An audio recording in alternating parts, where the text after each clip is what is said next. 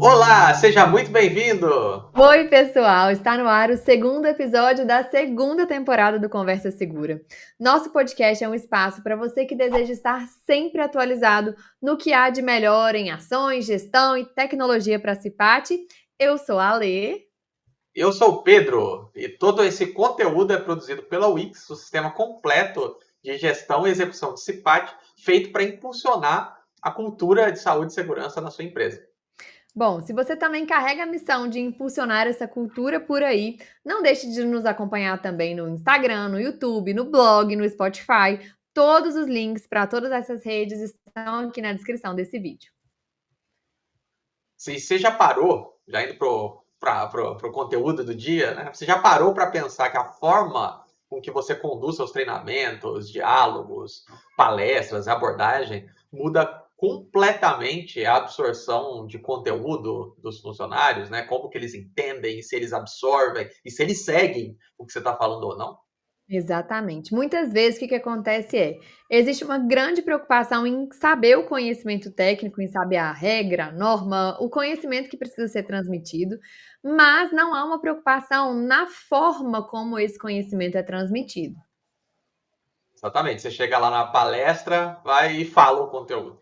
Isso não garante nada, né? Vou dar até um exemplo exagerado aqui. Imagine que uma professora do primário chegue na sala de aula pronta para ensinar sobre os animais para as crianças. E faz isso de um jeito extremamente expositivo, com palavras difíceis, rebuscadas, sem metodologia, apenas falando palavras, sem encaixar o conteúdo ao universo lúdico das crianças. É exagerado mesmo, mas é desse jeito que acontece, né? É extremamente importante conhecer as ferramentas da educação que podem te ajudar a aumentar a absorção de conteúdo dentro das pautas de segurança também.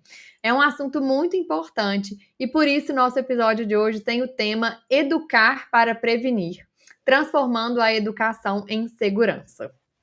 Claro, né? Como sempre, trouxemos uma especialista para a nossa conversa, que ela é coordenadora de treinamento e especialista em educação, em segurança e pedagogia empresarial. E, além disso, ela é autora do livro Educar para Prevenir, que vai de encontro à missão que ela tem de desenvolver ações educativas que estimulem o pensamento e o comportamento seguro dos colaboradores. Pedro, faça as Isso honras. aí. Com vocês, Flávia Bárbara. Olá, nossa. Olá, Flávia. Oi, Seja pessoal, muito como estão? bem-vinda. Seja muito Obrigada. bem-vinda ao Conversa Segura. É um prazer te receber aqui. Igualmente, estou aí lisonjeada pelo convite para falar de um tema que eu sou apaixonada, né? Consegui juntar duas paixões, segurança e educação. Isso é um privilégio, conseguir fazer isso. É verdade. Então, para quem ainda não te conhece, conta um pouquinho dessa sua história com a segurança, como que você chegou a unir esses dois mundos. Nossa, isso começa aí em 2007, mais ou menos, é quando eu começo a atuar na área de segurança. Estou aqui revelando minha idade para todo mundo. Ai, meu Deus. Não preocupa não que nós também estamos nesse mesmo barco. Tá bom. Ah, isso me deixa mais à vontade. Então, em 2007 eu começo a atuar na área de segurança do trabalho como técnica e bem jovem, estava com 21 anos mais ou menos, e eu começo a ter alguns incômodos já ali na minha primeira atuação, estava num ambiente de segurança privada, escolta, e ser técnico de segurança desse time que apesar de ser muito disciplinado, na execução da atividade, era novo também, né, que NR, como se aplica, o que que é isso? Essa parte também era muito nova para esse relacionamento com material bélico e atividade privada, né. Então, dali, eu já sinto ali um desconforto na compreensão do que é segurança. Então já fica assim, gente, parece que eu estou falando uma outra coisa com essas pessoas, que eu estou abraçando árvores, ou que eu estou falando algo que não tem nada a ver com o dia a dia deles, ou estou dando mais uma coisa para cumprir. E eu venho estudando e trabalhando em cima disso, desse período até mais ou menos 2014, 2014, é. Até aí eu ainda fico incomodada com esse exercício da segurança, do técnico de segurança e desse lugar tradicional, que hoje a gente pode falar assim, né? Esse lugar tradicional que eu estava. Então, eu vou buscar como que os adultos aprendem. Eu começo a perceber que não é uma questão de imposição, é uma questão de compreender, de entender, né? De entender para praticar, de começar a colocar dentro da atividade do dia a dia, da rotina dos colaboradores. E aí eu já estou mudando de segmento, já entro na parte de entretenimento, depois eu vou para o ramo alimentício, aonde eu vou e busco a pedagogia. Antes de buscar a pedagogia, eu vou me alimentar, né? Ah, a gente se alimenta de quê? Então, eu vou me alimentar de Juliana Bley, a de Andresa Araújo. Eu conheço a Andresa Araújo, tem que louvar essas mulheres que vieram antes de mim, que ajudaram Sim. a gente.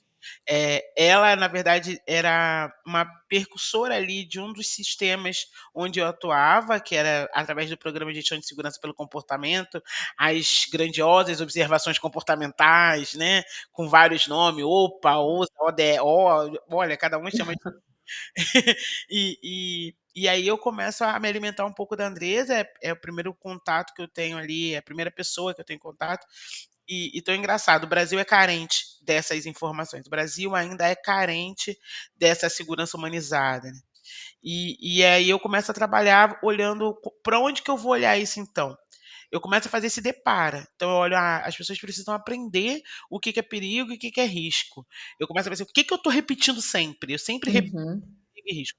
E daí, eu vou para a formação de pedagogia, formo em pedagogia e escrevo uma pesquisa sobre isso, que vira o livro, né, com esse nome, que é Educar para Prevenir. E entro no empresarial e estou ainda nesse processo. O próximo caminho é psicopedago e neurociência para a gente ver aí quais são os outros Imparável essa mulher. gatilhos. Esse é o caminho. Acho que eu Daqui termino. 200 anos, às vezes, termina essa formação É. toda. Talvez. É vivo demais. E daí, nessa trajetória toda, né, quais foram as principais estratégias de educação assim que você identificou e aprendeu Uhum. que realmente você indica que sejam aplicadas, né, como rotinas da área de segurança do trabalho? Assim? Olha, a área de segurança, ela acaba já trazendo algumas ferramentas que a gente não identificava muito como educação, né. Uhum. De repente é preciso botar esse holofote de que é educação.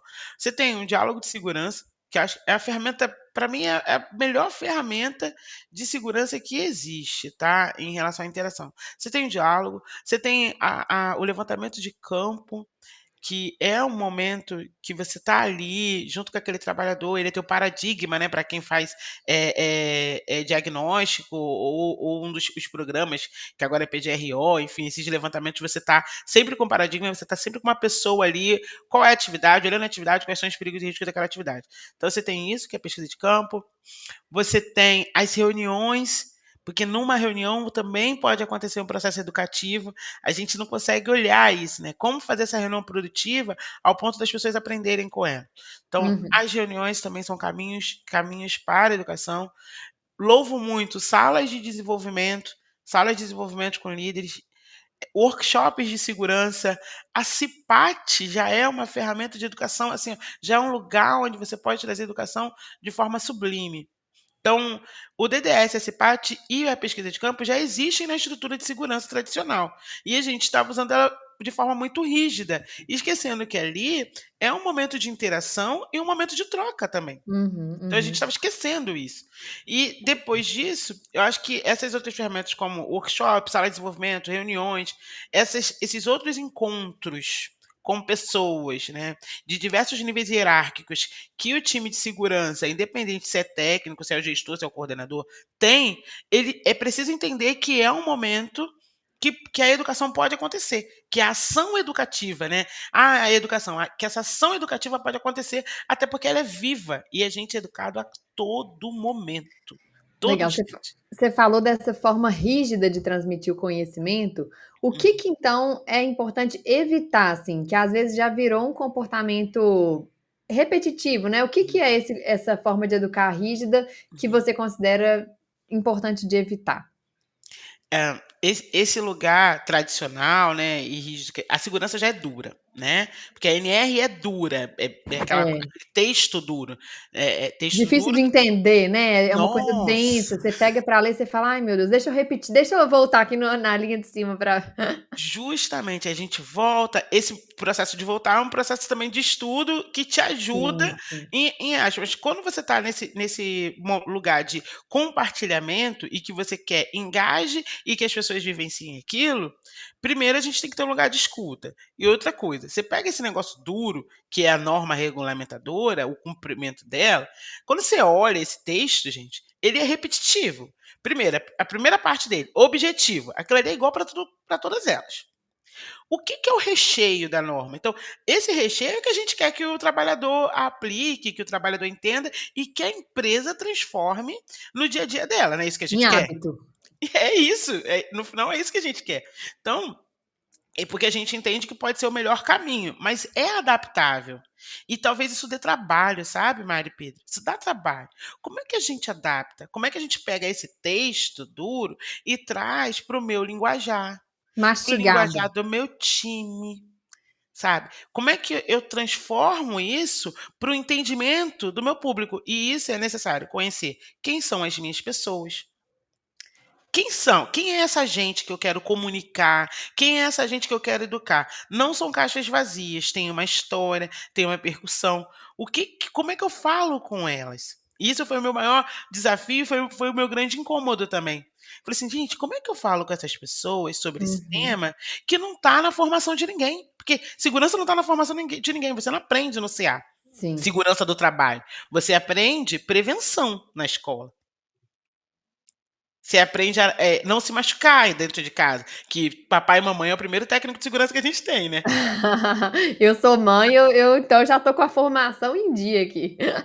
É, você cria ali as suas proteções, né, da tomada, do fogo, você cria os seus processos e procedimentos, você cria padrão dentro de casa, As regras. regras, não pode se aproximar até aqui, né, você vai criando e você faz o quê? Um processo de repetição e exemplificação para esse sujeito que você está educando. E a gente não está infantilizando o adulto, tá?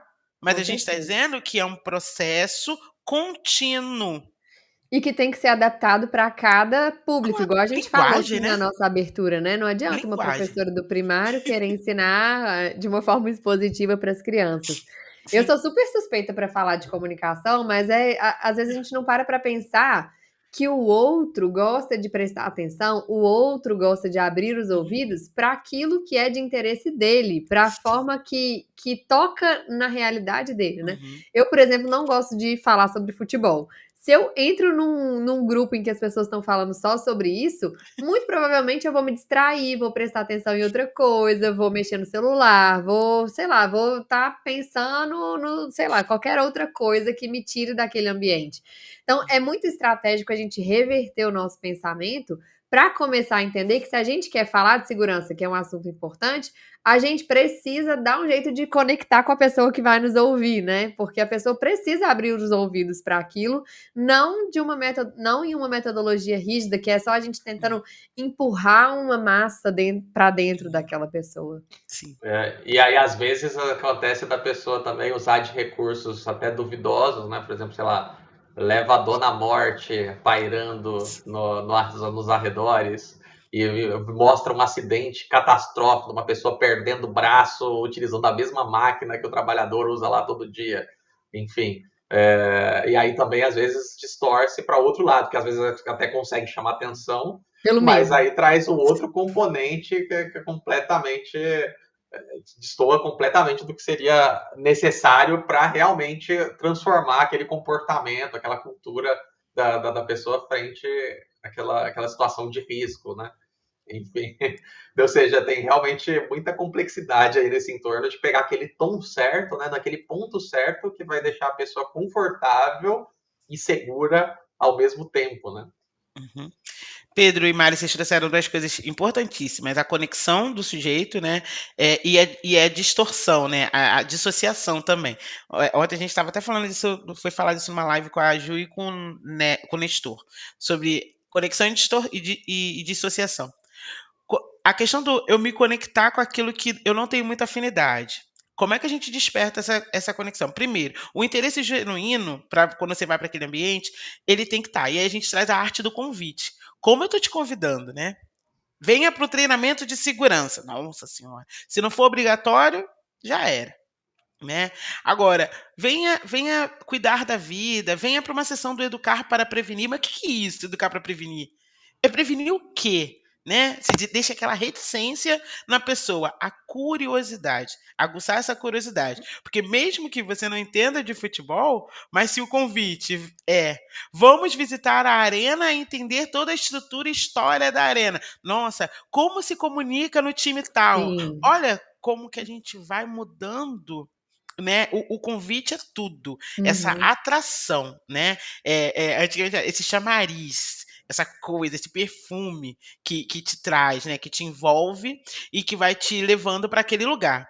E esse lugar precisa ser agradável o Cumprir com o suficiente combinado da promessa, né, ali, vai ser também. se a gente tá prometendo perfume, então que o perfume seja bom Tem que mesmo ter na hora que cheiro. chegar lá, né. Quando você chegar lá tem que ter cheiro, tem que ter cheiro, tem que ter gosto, isso já tem que ter, quando você entrar você já tem que ter isso. E aí depois as outras coisas vão se desenrolando, mas qualidade de presença, que é uma outra técnica também, né, que é utilizada, mindfulness.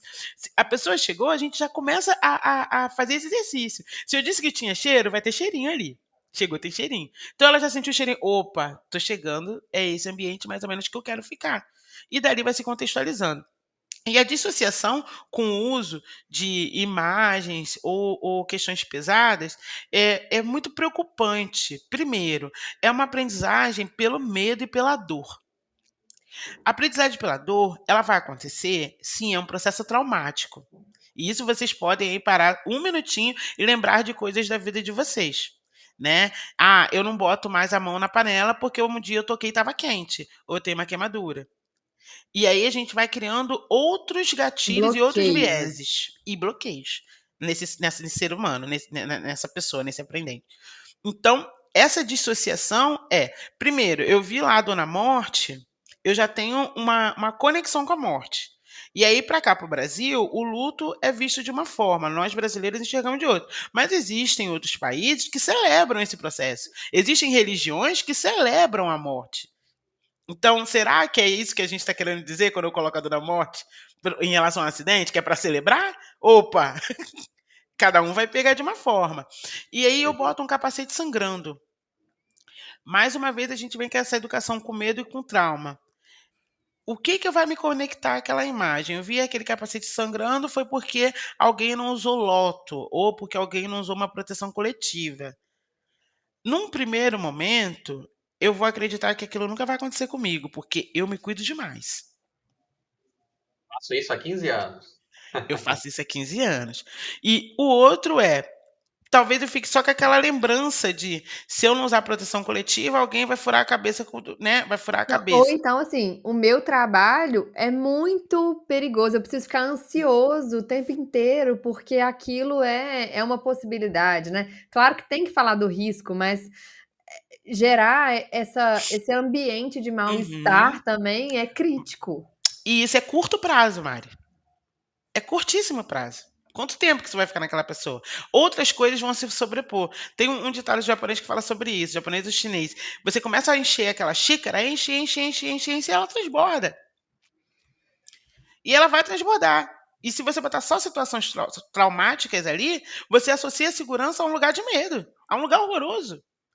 E você não associa a segurança a uma prevenção de vida.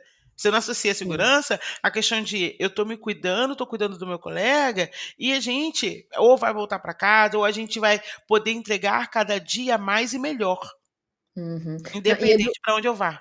e educação é sobre isso, né, educação é sobre transmitir um conhecimento de uma forma estratégica para que o outro tome uma decisão ou adquira aquele conhecimento de uma Uhum. forma realmente positiva para ele.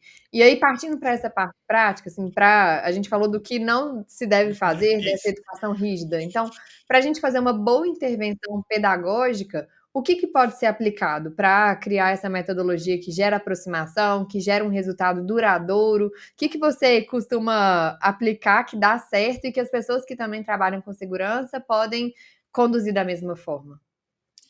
O meu exercício inicial é a escuta do pedido, né? E quando a gente fala pedido, chegou um pedido de treinamento de capacitação, ou chegou um resultado de auditoria onde identificou que treinar no plano de ação, treinamento foi englobado. Isso tem que tomar um cuidado também. Treinamento é englobado, às vezes, como a ação que vai resolver tudo. Treino, desenvolvimento, é a ação que vai resolver tudo. E não é, né? E a gente tem que entender que é uma parte do processo educativo. Então, entender isso é o primeiro momento. E fazer a pergunta: é treinamento? É treinamento que vai resolver esse problema? É treinamento que vai trazer o melhor resultado para esse tema? Então, essa é a primeira pergunta, tá? Depois de fazer essa pergunta, quem são realmente as pessoas que eu preciso treinar ou ensinar? Porque, às vezes, a pessoa que está pedindo é a pessoa que precisa do treinamento e não para quem ela está direcionando. Faz sentido isso que eu estou trazendo para vocês? Uhum. Né? Tipo, o gestor pede, eu preciso de um treinamento de gestão do tempo para toda a minha equipe. Para toda a minha equipe. Eu não preciso participar. Não precisa. E aí, quando você vai treinar a equipe, você descobre que no meio do treinamento ele está direcionando tarefa para aquela equipe. Quem precisa de gestão do tempo? É a equipe ou é o gestor? É duro, né? E por isso que esses são os momentos iniciais da recepção do pedido de treinamento ou capacitação ou desenvolvimento, o nome que a gente quiser colocar aqui, tá? Que eu acredito que são 3 vertentes completamente separadas. Então, seguindo ouvindo o pedido, identificando quem realmente são as pessoas. E isso precisa de diálogo para poder identificar. Precisa de perguntas poderosas, né? Boas perguntas para aquela questão. Precisa de silêncio e concatenação, né? A gente precisa decantar o pedido. Porque às vezes a gente está Escutativa, né? Que realmente acelerado. A gente está muito acelerado. Então, a gente precisa ter essa escuta presente, né?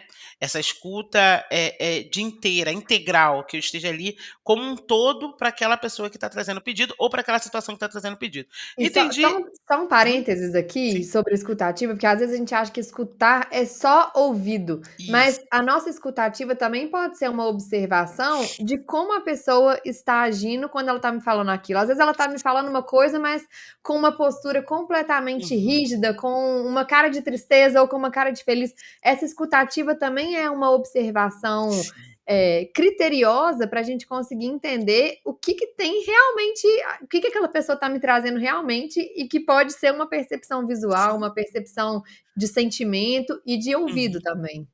Isso contempla aí o que é uma escuta integral. A gente fica usando, às vezes, alguns jargões, né? Escuta ativa, né? E o que está dentro dessa escuta ativa? Justamente tudo isso que você trouxe, e aí eu sugiro teoria do U, tá? Do Otto, para poder entender do que a gente está falando aqui agora, né, para poder se aprofundar nos estudos de todos os tipos de escuta que existem. São diversos tipos de escuta, e essa escuta integral é essa escuta que contempla essa presença, né, nesse ambiente, ouvindo, observando, entendendo tudo o que ele está querendo trazer. E Onde às que, vezes onde que o precisa se pessoal pode aprofundar. encontrar mais sobre essa teoria? Olha, sobre escuta ativa, eu recomendo o Teoria do U, que é o livro do Otto, que é maravilhoso, tá? Recomendo algumas amigas, eu tenho a Carla Mikoski, a única, da única, que sempre está postando algo sobre esse tema de escuta. Escuta. Ela está sempre trabalhando um pouquinho sobre isso, com pequenos learning, né? Com micro-learning sobre cápsulas sobre o tema, tá? Legal. E Carmen Migueles, enfim, tem uma galera muito boa nisso. Beleza. Te Eu nem sei se eu te cortei. respondi. Não, eu te cortei, mas assim, só para fazer um aprofundamento nesse tema, mas Uhum. pode seguir, desculpa. Então, escutar e depois. A gente entende o pedido, identifica as personas, né? Identificando as personas que a gente vai trabalhar, aí você vai para o método, a pergunta, como é que ela bebe, o que ela veste, o que ela come, o que ela sente, onde que ela atua, que região está. Então, para você ver toda a pluralidade que está envolvida ali. E aí a Sim. gente começa a desenvolver um conteúdo. E esse processo, né, o pré-treinamento, né? Que alguns chamam de é o briefing, né? Vamos entender. E às vezes precisa ir até o local, às vezes eu preciso ir até o espaço. Qual é o Uhum. espaço que essas pessoas atuam, né? O que que esse espaço diz para elas também, né? Porque o treinamento é só um pedaço. E o que que é treino? Treino é preparar para uma meta, né? Treino é preparar para uma jogada, para uma partida, para uma estratégia. Uhum. Isso é treino. Então a gente vai dar passos e repeti-los para poder atingir um alvo, um ponto específico. Agora, se a gente quer desenvolver as pessoas, a gente precisa incluir mais. Não é só uma sala. Não é uma sala de aula, não é um momento. Desenvolvimento do desenvolvimento humano, desenvolvimento individual, a gente tem que trazer o quê? Mais coisas continuamente. Então você tem constância sobre aquele tema e precisa do quê? De outras ferramentas no ambiente que favoreçam o reforço daquele conteúdo. E aí, exemplo, né, novamente, eu posso até usar a gestão do tempo ou um outro. Vou usar o motorista. Entrou na sala de direção defensiva, vamos usar o cinto de segurança, né? Sim, no carro da companhia, colocamos o cinto, vamos para a prática. Eu vou lá, acabou o meu treinamento, eu pego o meu carro. Quando eu pego o meu carro, eu não uso o cinto de segurança. E eu passo pelo guarda, eu ando no ambiente. O ambiente me favorece isso. Ou, quando eu estou sozinha no carro da companhia, eu não uso cinto de segurança. Quando o meu chefe senta no meu carona, eu boto cinto de segurança. Opa, é Uhum. comportamento? É. Então, a gente precisa desenvolvê-los que atuem da forma segura, independente de estarem sendo vistos. E Uhum. aí você começa a dar valor. Então, o ambiente todo precisa estar dando valor para esse tema, que a gente diz dar valor à segurança, para que aquilo realmente permeie. Isso é desenvolver em cima do conteúdo, tá? E daí você passa para o processo de capacitar, ou seja, estão capacitados, estão sendo e ser capaz, né? Tornar capaz de tomar a decisão no momento presente. Eu tenho recursos para estar seguro? Ou eu tenho uma ilusão de que quando eu não estiver seguro eu posso usar o direito de recusa? Uhum. Então, são outros níveis. Então, esses seriam os caminhos iniciais para a gente conseguir aí desenvolver um pouco mais de segurança dentro de um tema específico. E repetição, constância. Eu tenho visto alguns colegas, ufa, mas eu já falei isso. Não adianta. Uhum. É a historinha lá da tomada, né? Precisa É. continuar. E Flávia, assim, por exemplo, você está nessa palestra ou apresentação sobre segurança do trânsito que você Uhum, pautou, e assim, isso eu acho que é algo que acontece muito na vida, né, de técnicos, engenheiros uhum, de segurança do trabalho em geral, né, que vai apresentar e falar sobre algo. sim, Uma pessoa que não tem essa facilidade, que eu diria que, enfim, a maioria não tem curso que vê sobre isso, como fazer uhum, uma palestra, uma Pedagogia. apresentação. é, Não existe essa pauta de pedagogia amplamente difundida, uhum, né, para muitos, imagino, dos nossos ouvintes aqui. uhum, E que dicas que você pode dar, uma vez que essa preparação, essa parte prévia já foi feita completamente, uhum. o que, que a pessoa deve fazer, o que, que a pessoa deve aplicar para transformar, às vezes, uma dessas palestras, apresentações que muitas vezes não é tão bacana, Uhum, realmente não resolve o problema, né? Porque é simplesmente está falando palavras e não simplesmente educando as pessoas, uhum. né? Como transformar uma palestra, digamos assim, ruim numa palestra realmente que as pessoas vão dar atenção e vai mudar o comportamento, a Ou um cultura delas. DDS, né? Não precisa ser Pode necessariamente uma ser, palestra. Sim, 15 minutos dá para aprender. Uhum. O DDS, os 15 minutos genuínos, eles despertam algo, né? Ele desperta. Já é muita coisa. Despertou a curiosidade e eu vou buscar mais sobre aquilo. Ô Pedro, é, eu sou muito do caminho de o que, que eu quero sentir naquele ambiente, tá? Em relação à sua pergunta, né? Que dica, né? O que, que eu quero sentir naquele ambiente? Que sensações eu quero causar?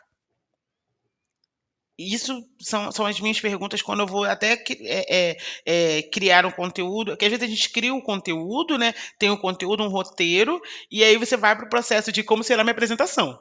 E aí, vou tirar tudo. Vou tirar 3 slides dali, porque não preciso deles também, né? Vou trocar o slide por um vídeo para dar mais dinâmica na minha sala. Vídeos curtos, né? Sprintzinhos. E esse lugar expositivo, palestra, a gente precisa tirar. Em alguns momentos é necessário, tá? Em alguns momentos vai ser palestra, vai ser expositivo. Mas quando é um conteúdo mais denso e extenso, vamos tentar criar ambiente de conversa. Eu tenho um caminho que eu venho usado bastante, né? Eu venho usando na minha carreira, que é a pirâmide de aprendizagem. Uhum.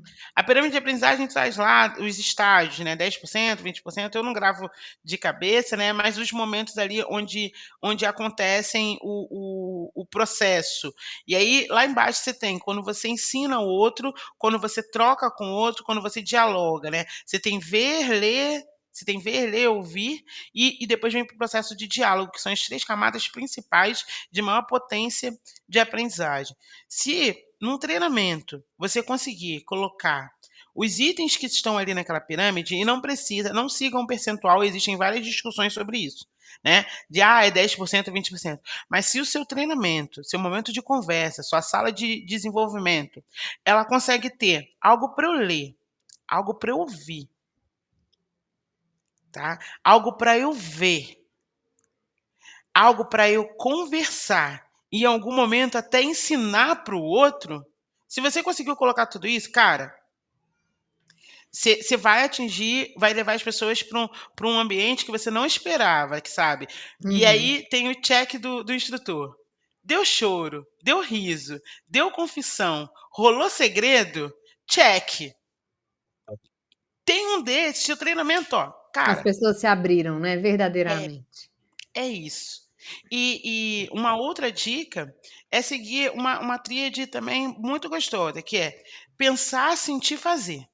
Que é a mesma coisa da pirâmide. Tem que ter conceito, tem que fazer sentido, tem que gerar emoções, ao ponto que eu queira praticar. Isso é Isso o é caminho muito interessante. para adultos. E isso é para tudo, né, as pessoas tomam decisões com base na emoção e no pensamento, e Uhum. essa decisão se torna prática depois disso, né. O ser Sim. humano ele é movido por emoção? Sim, mas ele também precisa embasar essa emoção num pensamento, e isso vai se tornando prático dali para frente, né. Desde que eu Muito repita. legal. Exatamente. Eu repita. E como, Flávia, que você indica que essas pessoas que estão realmente, assim, entendendo a importância da pedagogia, da educação na segurança, como que Uhum. elas podem levar essas novas ferramentas, esse novo método para as lideranças? Porque às vezes a pessoa quer gerar essa transformação, ela Uhum. quer sair desse aprendizado rígido e quer fazer uma transformação na empresa. Como que ela pode dar esse passo de apresentar essas estratégias para as lideranças? E se esse processo é um processo rápido de transformação, como que funciona a partir do momento que a pessoa que está nos ouvindo falou: "Beleza, o que que eu faço agora?". Eita! Pergunta, né, poderosa. É muito importante para dar esse passo de educação primeiro, se você tem um diagnóstico, tá? Se tem um diagnóstico de cultura da empresa, você já tem até um caminho, principalmente para esses líderes. Ah, Flávio, eu não tenho diagnóstico de cultura de segurança da minha empresa. Mas você tem uma pesquisa de clima? Se tem uma análise da liderança, vamos conhecer esse. Aí a gente volta para aquele processo. Você me deu um pedido. Olha só como é que as coisas se concatenam. Você me deu um pedido agora, né, Mari? Como que eu faço com o líder? Opa, eu preciso transformar meus líderes, né? Eu quero o protagonismo deles na liderança, eu quero que eles coloquem segurança no dia a dia, eu quero que segurança vire um hábito. Opa, mas que líderes nós temos? Aí a gente volta lá. Como que eu consigo identificar meus líderes? Uma pesquisa de clima, uma análise de perfil. Vamos procurar o cara do RH, vamos dar a mão. E aí, RH, como é que eu consigo identificar os líderes da companhia? Eu quero ver todo mundo. Começa no pedacinho. Que liderança que eu tô falando, sabe? Eu tô falando de uma liderança tática, eu tô falando de uma liderança estratégica, eu tô falando de alta gestão. São traços diferentes e seguranças diferentes também, tá? Porque alta gestão normalmente enxerga muito números, Como olhar que números são pessoas, de repente é nesse passo que a gente está, é esse momento que a minha companhia está. Então, que líderes nós temos, e aí você pode usar essas ferramentas, diagnóstico, ou diagnóstico de cultura, ou a pesquisa de clima, né? Algo que tenha resultados de identificação desses líderes. Então, que líderes são esses? Aí a gente vai para a persona. O que eles comem, o que eles bebem? O que Eles que o meu também são público, né, da nossa é, educação. isso aí. O que que o meu negócio impulsiona? Porque o meu negócio vai impulsionar o quê? O comportamento dessa liderança. O meio, né? O meio influencia o seu comportamento. Sim. O meu negócio é produtivo, o meu negócio é rápido, é agitado, né? Uma característica muito que a gente vê no time de comercial. É um time mais agitado, é um time Sim. mais entusiasta, é um time competitivo. Opa, essa é a característica. Então, como que eu vou trabalhar a segurança? É número, é aquela pessoa, essa pessoa trabalha com número, essa pessoa trabalha com um Não, processo de perfeito. conquistas. Você Então, vai se adaptar ao que ela precisa ouvir para sim, entender que aquela mudança é importante. o tempo é curto, eu vou usar ferramentas curtas. O diálogo, de repente, é uma ferramenta potente. O treinamento é de 2 horas. Opa, para esse público eu vou ter que fatiar. Vamos fatiar. Mas não dá para. São 4 horas, bota todo mundo na sala. E Uhum. aí? E a pessoa ansiosa para vender, para sair, para falar de número. Bater meta É. Isso, e é a mesma coisa com os nossos líderes, sabe? Nossa, Como que isso eles faz todo enxergam o mundo? sentido. Qual é a cosmovisão, né, que a gente trata na educação? Como que essas pessoas enxergam o mundo? Qual é a É. janela, né?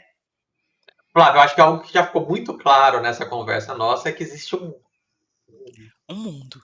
Grand Canyon, não sei como nem falar, entre segurança e educação, pedagogia, né? Uhum. Entre essas áreas, realmente é algo que deveria e faz muito mais sentido as pessoas se Essa. aprofundarem, avançarem, conectarem tudo isso da melhor forma possível, né? Uhum. E ao mesmo tempo tem toda a sua pesquisa, o livro, que depois se transformou no Uhum. livro. Se importaria de contar um pouco mais sobre ele, né? O que as pessoas poderiam aprender a partir desse seu trabalho, enfim, até para instigar nossos A ouvintes a se continuar. aprofundarem no assunto. Não, o Educar para Prevenir, esse nome foi difícil a gente chegar nesse nome, né? Por isso que ele traz até 2 pontos, que é uma incursão pedagógica num ambiente na implementação de cultura de segurança. E a gente chama, por que foi chamado de incursão junto com o meu orientador? Maravilhoso, Felipe Flores. Nós chamamos de incursão porque eu estava nesse momento sendo técnica, estudando pedagogia dentro de um ambiente que epa, o que é essa educação em segurança? O que ela está fazendo? Trazendo pesquisa, trazendo imagem, trazendo figurinha. Vamos botar um trabalhador e vamos preencher com EPI? É isso que a gente vai fazer. Mas por quê? Para reforçar. Vocês não estão usando luva, vocês não estão usando nada. Por que não está usando, né? E criar as conversas. Então, dentro do livro, a gente encontra essas atuações, né? Encontra ações educativas aplicadas por uma técnica de segurança imergida no tema pedagogia, aprendendo pedagogia, que IPED é a educação infantil. Quando a gente fala de pedagogia, a gente está falando do desenvolvimento inicial, mas lembrando que todos esses adultos foram criança um dia, e que Sim. levar eles nesse lugar também é gostoso, porque ele se diverte, ele ri, é colorido, e ele entra nesse ambiente, né? Imagina, você sai de uma linha de produção e você vai para uma sala que tem um cheiro de bala, que tem balinha para eu comer, que tem cor. Parece que você está atravessando um outro mundo, né? E aí você vai ouvir segurança? Você vai ouvir não, você vai participar. Coloca ele aonde, tira ele do lugar do passivo e traz ele do lugar para ativo. Porque o que você já Legal. sabe de segurança? Então, no Educar para Prevenir tem muitas ações voltadas para isso. Tá? Tem muitos momentos da minha carreira, né? E vinculando ali alguns processos de plano de treinamento, o amadurecimento do processo, juntando segurança e educação. E agora a gente vai passar para um momento muito importante do nosso encerramento, que são as nossas Ah, 5 perguntinhas ping-pong. Que é o seguinte: a gente vai te jogar uma bola e você tem que matar essa bola rápida. É uma perguntinha rápida. uhum. Então, a primeira pergunta da nossa segunda temporada é um erro que ninguém pode cometer na CIPAT. Um erro que não pode cometer na CIPAT é palestras expositivas. Que é o que mais tem, muitas vezes. É. Um tapa na cara da sociedade aí. Uma prática que você nunca mais quer deixar de lado em campanhas em geral. O Gemba Walker, ou seja, ir na área e estar em contato com as pessoas e conversar com elas. E se você pudesse dar um conselho para si mesma lá no início da sua carreira, o que que você falaria para você mesma? Teria começado a estudar educação bem no currículo do técnico de segurança. É um caso divertido de Cipate que você nunca esqueceu. Te marcou muito. Gamificação com NR, com gamificação versus NR, ver as pessoas brincando e criando as suas próprias reflexões após os jogos. E para a gente encerrar, você vai completar a frase. Eu propago a cultura de saúde e segurança porque Eu sou apaixonada. deu para perceber, viu, Flávio? Assim, a gente sentiu o cheiro da sua paixão atravessando a tela aqui. Delícia. E que as pessoas se motivem mesmo a serem apaixonadas como você. Te agradeço muito pela sua presença. Eu tenho certeza que, a partir de hoje, a educação vai ser vista com muito mais importância no meio da segurança. Muito obrigado a vocês pelo convite e estou aí para que precisar, quem está ouvindo, né? É, eu estou aberta, eu quero aprender mais sobre isso, vocês viram, eu não vou parar. E eu amo gente, quem cuida de segurança, quem fala de segurança, quem estuda segurança, gosta de pessoas. É um ato de cidadania. Isso Verdade. aí. Muito obrigado. Foi realmente fantástico. Eu acho que o pessoal pegou vários aprendizados e dicas muito práticas para já aplicar, né? Uhum. Muito em breve, imagino, até nos próximos DSS ou CIPATs que vem por aí. E assim, já dando um spoiler, né? Igual essa temporada a gente já vai ficar dando spoilers sempre dos Uhum, próximos episódios, né? O nosso obrigado. próximo episódio também está imperdível, né? Dá uma Uhum. olhada no que preparamos para você. Infelizmente, o Pedro, eu estou há quase 30 anos na área de segurança e a gente só aprende de duas formas, pelo amor ou pela dor. Infelizmente, na segurança, a gente aprende mais pela dor do que pelo amor, né? Então, normalmente, as empresas que se engajam na segurança de processo de uma forma mais veemente é porque passaram por um grande acidente, né? Às vezes ele não foi catastrófico, não matou ninguém, não, como um Macondo da vida, mas normalmente teve um evento que, assim, todo mundo, opa, esse negócio é importante. Normalmente, esse grande evento é um grande catalisador para acontecer. A outra, que é o amor, né? É você usar esses casos que eu citei aqui, Chernobyl, Bhopal, e mostrar que aquela empresa tem um potencial de ter um evento desse. Seja na segurança ocupacional ou na segurança de processo, a análise de risco, a identificação, conhecer o risco, né? É um pilar fundamental para você fazer a gestão do risco. Você não consegue, você não gerencia o que você não conhece, né? Então, quando você identifica, consegue convencer que aquilo é passível de acontecer e começa a apresentar os riscos, existe uma grande chance de você convencer. Não, eu já tô super animada para a estreia desse próximo episódio, que vai ao ar daqui 2 semanas, sempre de 2 em 2 semanas a gente coloca um episódio novo no ar.